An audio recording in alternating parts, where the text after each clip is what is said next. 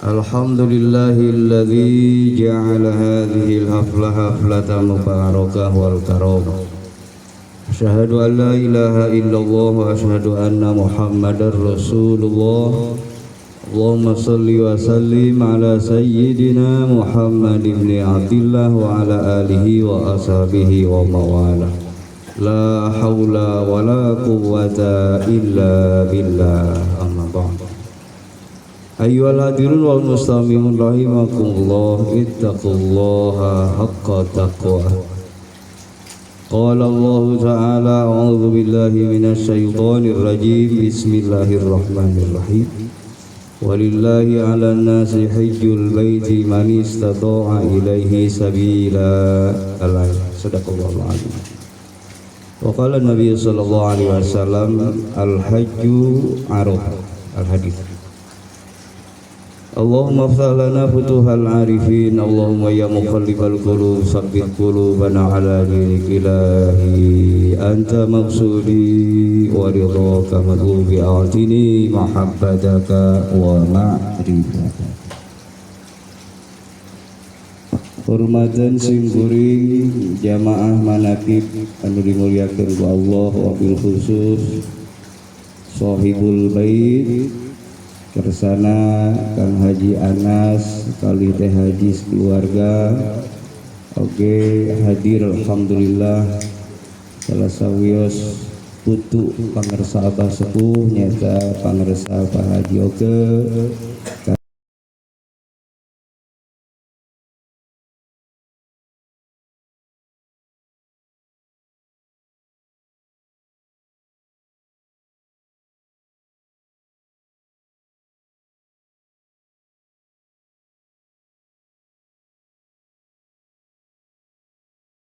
dugikeun ngisi hikmah bait yang setiap bulan. Guru kita memberikan tuntunan untuk manaqib minimalnya paling tidak sebulan sekali. Syukur di tempatnya terselenggara manaqib. Tetapi manaqib ini majelisnya Tuhan Syekh, majelis yang mulia dan dimuliakan. Nah, oleh karenanya hadirnya kita harus sudah mulai bagaimana hadirnya kita ini betul-betul juga memuliakan tempat Tuhan Syekh dengan segala upaya yang bisa dilakukan, terutama menjaga adab dan khidmahnya di dalam majelis ini. Itu salah satu upaya di dalam memuliakan majelis. Kenapa majelis mulia dan dimuliakan? Karena Tuan Syekh Abdul Qadir Jailani pemilik manaqib, beliau mengatakan di dalam kitabnya, dimanapun kapanpun lalu dibacakan manaqibku, kata beliau, fi ayyi makanin idza quri'a manaqibi fa ana hadir, maka aku hadir. Hadirnya seorang pimpinan, seorang sultan tidaklah sendiri. Seorang pimpinan hadir mesti yang lain hadir di bawahnya. Jadi majelis manaqib ini sesungguhnya dihadiri orang-orang mulia, para aulia, karena sultannya hadir. Nah, itulah kenapa di majelis manaqib selalu di awal disampaikan oleh pengatur waktu menata acara bahwa adab di dalam majelis manaqib mulai wudunya terjaga, kemudian pikirannya difokuskan, tidak kemana-mana, hanya hudurul qalbi, menghadirkan hati bersama Allah, berzikir khofi. Itu karena untuk menjaga adab itu. Termasuk guru kita hadir, pangarsa Abah Anom, pangarsa Abah Sepuh, dan para pendahulu-pendahulu kita, para pejuang-pejuang thariqah hadir. Maka mudah-mudahan kita termasuk murid-murid pangarsa Abah yang bisa mampu menjaga khidmah ini. Nah, jadi jangan-jangan karena ada hal di dalam adab yang tidak diperhatikan, maka karomahnya belum berlimpah. Antara lain itu ya, jaga adab hikmah manakib itu seperti itu. Jadi ya anggaplah kalau misalkan kita agak sedikit nggak kuat nahan ngantuk atau misalkan nggak kuat pengen rokokan. Kalau para ahli hisab kan gitu, nggak kuat pengen ngerokok gitu. Ya riyadhah lah, anggap latihan. Nah itulah riyadhah, latihan itu nggak usah cari yang macam-macam riyadhah itu. Meriadohkan dari tuntunan pokok, amal pokok itu yang utama. Dzikir jahar, khotaman manakib itu. Kalau di manakib tadi riadohnya berdiam diri kan nggak lama itu manakib itu, setengah jam kan itu ya tadi, atau 3/4 jam lah. Betul-betul dijaga kolbunya senantiasa terus berzikir. Tidak hanya kolbu yang berzikir, tapi rasa pun terlibat di dalamnya. Betul-betul rasa ini merasakan bahwa hadirnya para suci, ya, arwah al-muqaddasah, para aulia, terlebih sultan aulia. Nah maka penting di situ penguatan robitoh kita. Nah ya, sambung rasa dengan guru kita, karena guru kita lah yang memberikan pengajaran tentang zikir ini dan thariqah ini, yang disampaikan ada yang langsung beliau menyampaikan saat beliau masih bersama kita, tapi ada yang melalui para wakil talqinnya, ya. Tapi semua beliau, hak talqin itu beliau. Nah karena beliaulah mursyid, maka sambungkan robitohnya kepada beliau, jangan kepada yang lain. Ya kecuali kalau nanti di dalam perjalanannya lalu kemudian guru kita mengembalikan sambungan itu kepada siapapun yang dikehendaki, ikuti saja.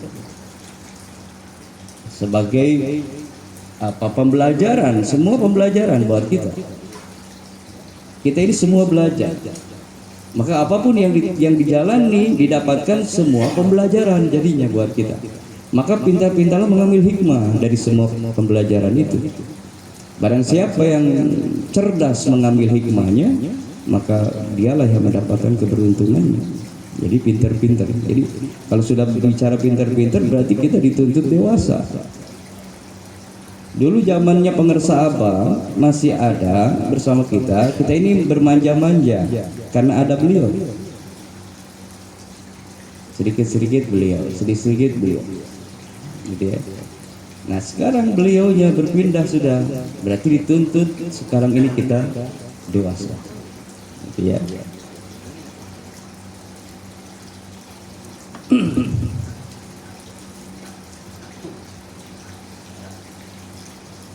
Berbeda antara kecerdasan dengan kepintaran, beda.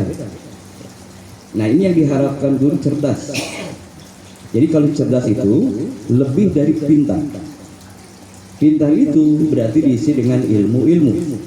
Kalau cerdas di samping ilmu, dia apa namanya, motekar, bahasa Sunda, bahasa Indonesia mana? Bijaksana. Hah? Mengulik ngulik kesendakan nanya apa sih bahasa Indonesia, apa motekar? Bijaksana. Oh apa ya? Hah? Adil, bijaksana. Bijaksana, adil kali. Nah bukan, jadi apa ya, nakal ya, tapi nakalnya akal pikiran gitu. Kreatif, nah itu dia tuh, kreatif begitu ya. Jadi tidak sekedar ketemu A, tapi bagaimana A ini, nah gitu, dia kreatif. Akhirnya ketemulah pemahaman-pemahaman, tambahan-tambahan ilmu di situ. Nah itu cerdas. Nah, kalau pintar kan A saja seperti itu, tapi kalau bagian kreatif dia bisa membuat A ini bisa banyak. Dan upaya kreativitas itu tidak menjadikan kita menjadi bangga diri. Nah itu yang luar biasa itu. Tapi betul kreativitasnya dibuat, dilahirkan demi menunjukkan kualitas dirinya di dalam amalia. Karena harus punya kualitas kita ini.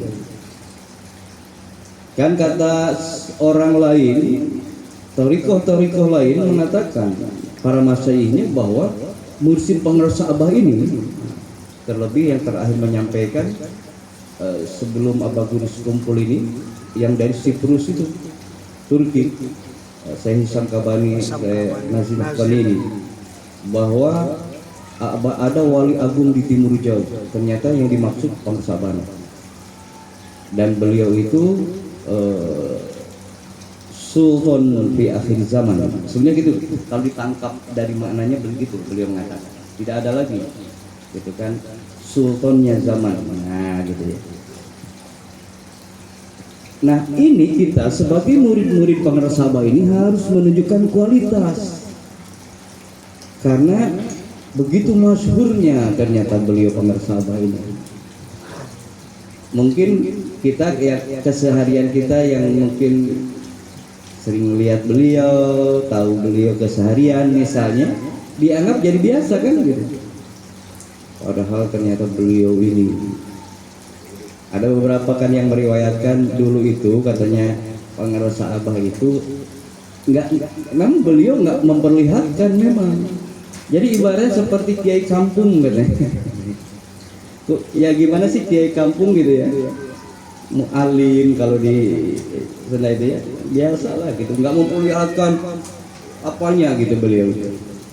Itulah beliau, jadi mampu melepaskan diri, mampu mengosongkan diri, mampu menafikan dirinya.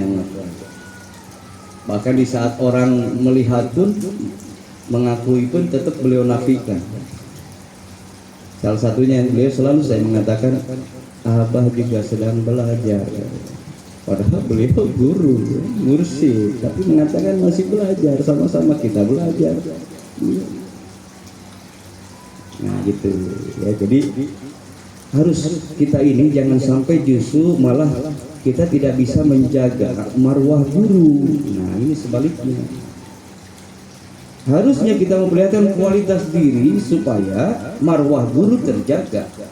Nah ini malah marwah guru tercederai oleh kita. Katanya murid Abah, nah bahasanya begitu tuh. Tapi kok, aduh kalau udah begitu pasti negatif nih. Katanya sudah lama di Suryalaya, nah, apalagi pernah mondok di Suryalaya, alumni. Tapi kok, nah negatif lagi sudah. Berarti kita tidak mampu menjaga marwah. Itu di situ aja satu tuh. Ini ciri murid ini harus betul-betul menjaga marwah, hifdzul hurmah. Tapi gara-gara itu malah sebaliknya. Katanya kita ini senior, kan begitu, dan merasa pede dengan seniornya. Tapi kok negatif lagi. Padahal hadirin, di dalam perjalanan thariqah ini ya, pada umumnya ya, perjalanan thariqah wabil khusus qadir ya, justru yang menentukan bukan lama senior juniornya, tapi seberapa sekalipun junior, sekalipun baru dapat talqinnya, mungkin berapa hari dapat talqin, seminggu, 2 minggu, belum lama lah. Tapi dia dengan barunya ini bersungguh-sungguh mengamalkan sebagaimana amanah tanbih dan mampu menjaga marwah guru dan menunjukkan kekhidmahan yang luar biasa, maka itu yang menjadi penilaian. Sekalipun senior yang sudah lama berthariqah, tapi berbangga dengan kesenioritasannya, lalu maunya ingin dihormati, dieluk-eluk, gagal dalam perjalanan thariqah itu yang begitu. Maka bersyukur Bapak Ibu yang diberi semangat itu. Nah maka perhatikan, ketika kita mendapatkan ilmu-ilmu, pemahaman-pemahaman, baik di majelis ta'lim, di pesantren lah, atau madrasah, atau sekedar di luaran, di alam terbuka, kan sekarang banyak ya pengajaran pendidikan alam terbuka ini. Pokoknya dimanapun tempat, lalu disitu kita dapatkan ilmu-ilmu, maka itu namanya majelis ta'lim. Maka perhatikan, ilmu yang kita dapatkan harus menguatkan kepada amaliyah kita. Itu yang terpenting bagi kita. Silakan, ilmu maha luas, diambil dari manapun. Bahkan kalaupun Allah berikan ilmu pada binatang sekalipun, ambil. walau mimpamil bahaim, sekalipun dari binatang, apalagi manusia. Nah kita jangan bicara binatang, untuk manusia saja, sama manusia kita masih pula pilih. Karena ini tampangnya, karena ini gagahnya, karena ini senyumnya, karena ini pakaiannya yang selalu menawan, gagah, berjubah, misal udang, mesti itu yang pengen. Padahal belum tentu keberkahan ilmu diberikan di penampilan-penampilan ini. Bisa jadi Allah titipkan keberkahannya yang kita nggak sangkakan. Nah ini perhatikan ya. Silakan. Jangan juga terlalu fanatik yang nggak jelas. Fanatik perlu, ya. Tetapi ya, kalau terlalu juga, kalau yang terlalu fanatik kan gini. Kalau yang fanatik yang terlalu itu begini. Pokoknya kalau enggak orang torekat, ini terlalu. Padahal urusan ilmu. Beda kalau urusan pengamalan. Kalau urusan pengamalan, nah baru itu harus benar saklek fanatiknya. Pokoknya guru saya pangersa Abah Anom, titik, nggak ada koma. Tapi kalau urusan ilmu, silakan. Ilmu dari mana? Luas ilmu. Tetapi perhatikan, ilmu yang kita dapatkan ini sekiranya baik dan ada manfaat untuk membantu penguatan kepada amaliyah kita, kualitas diri kita dalam berkhidmat, maka ambil ilmu itu. Tapi kalau sekiranya tidak ada manfaatnya, malah dengan itu misalkan membuat kita yang tadinya sudah yakin lalu kemudian jadi ragu, nggak usah diambil ilmu yang begitu. Dari siapapun orangnya, gitu loh. Nah jangan terhalang dengan siapa yang menyampaikan. Kita selalu tersamarkan di situ. Oh karena ini idola saya pegang ini. Pokoknya apa yang disampaikan benar aja udah. Sekalipun ada tetangga yang menyalahkan, kita bela. Oh kita marah, ada yang nyalain. Oh ini idola saya, nggak boleh ada yang nyalain. Kan ada hal salah. Karena setiap kita mesti ada hilafnya dan seterusnya. Ya. Nah jadi silakan. Justru dengan pengajaran dari guru kita Toriko ini harus lebih menguatkan semangat kita cari ilmunya. Ini kita suka begini, mentang-mentang sudah dapat talqin dengan Toriko lalu merasa inilah yang paling utama, kan gitu. Akhirnya nggak bermalas-malasan yang lain, nggak lagi mau ke majelis taklim, nggak mau lagi. Loh terbalik, itu keliru. Harusnya dengan Toriko tambah semangat hadir di majelis taklimnya, itu yang benar. Kalau malah justru terbalik, jadi tadinya semangat cari ilmu, sekarang setelah Toriko malah bermalas-malasan dengan dasar menganggap ini loh yang paling hebat. Nah, kalau sudah punya itu berarti kita menganggap yang lain salah, yang lain tidak utama. Sekalipun tidak kita nyatakan seperti itu kepada yang lain, tapi dengan begitu merasa diri yang lebih dari yang lain, kita sudah merendahkan yang lain. Kalau ditandingkan ulah nyalahkan pengajaran batu gitu. Ini Masya Allah, tanbih ini kalau di kaji ya. Nah coba Pak pengurus LG gimana tuh, apa disebutnya ya nanti pengkajian ini.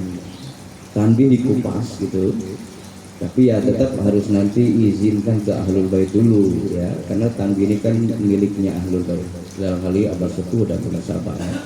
Kalau ada program, silakan, kan pengurus harus banyak program-program ini. Bagaimana kita ini mampu bukan hanya sekedar mendengar membaca tanbih ini, tapi bagaimana tanbih ini mampu kita aplikasikan di dalam kehidupan. Nah itu tuh kalau mau diriadohkan, narian itu begitu. Kita latihkan dengan upaya apa? Ayo, nah kita kumpul ceritanya, lagi musyawarah. Ada yang punya ide nggak? Oh gitu.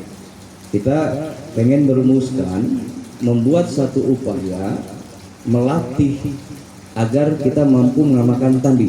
Nah di situ coba. Itu namanya latihan-latihan itu ya riado. Contohnya misalnya langsung ke Mutiara saja. Di Mutiara itu ada ulah medal sila lamun kapana.